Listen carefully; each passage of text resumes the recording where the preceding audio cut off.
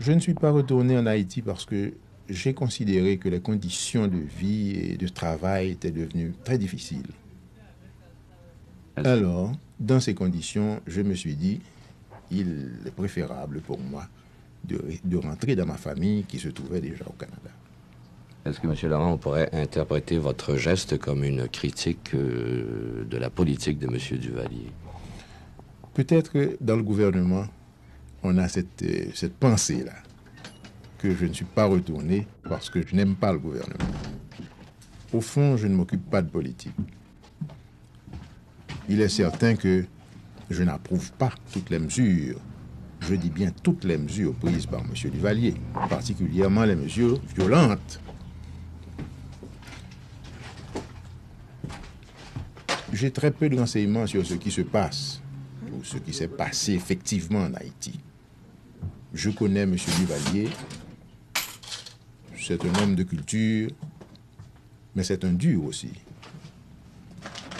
Je connais aussi son système politique. Il y a des choses qui se sont produites sous son gouvernement que peut-être lui-même il n'approuve pas, mais il ne peut pas les empêcher, il n'a pas pu les empêcher. Et il est dans des circonstances qui ne lui permettent pas de punir les auteurs de certains actes. De telle sorte que, dans ces conditions, quand on n'a pas l'onction du gouvernement, on ne prend pas de chance. Est-ce que vous avez abandonné, en quelque sorte, votre profession de gaieté de cœur un peu? Ah non, on n'abandonne pas de gaieté de cœur, une profession qu'on a exercée pendant 32 ans. Ça ne s'explique pas. Cependant, à mauvaise fortune, il faut faire bonne mine, n'est-ce pas? Alors, quand j'ai considéré qu'il m'était impossible de redevenir avocat pendant mon séjour au Canada, je me suis orienté vers une autre profession qui est celle-ci, le commerce. Je ne regrette pas parce que ça me permet de gagner mes dépenses. Et de vivre sur place, en quelque sorte. De vivre sur place et d'être absolument indépendant. Or, j'attache une grande importance à mon indépendance. Je n'obéis qu'à moi-même. Ministre, j'obéissais à mon chef. J'obéissais à des partisans. J'obéissais à la hiérarchie administrative.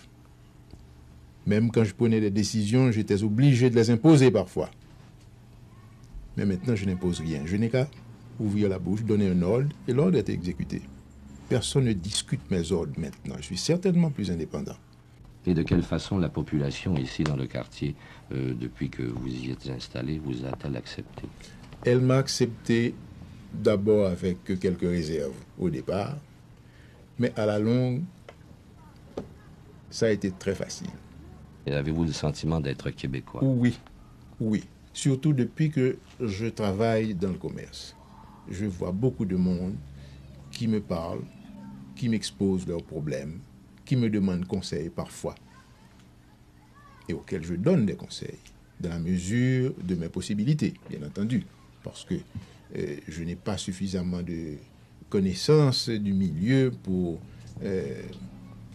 prétendre donner conseil à n'importe qui, et des conseils qui parfois dépassent mes connaissances du milieu. Mais quand même, les idées générales vous permettent d'avoir une vue d'ensemble assez large sur une société, sa façon de penser, ses conceptions, ses aspirations légitimes parfois, très souvent légitimes.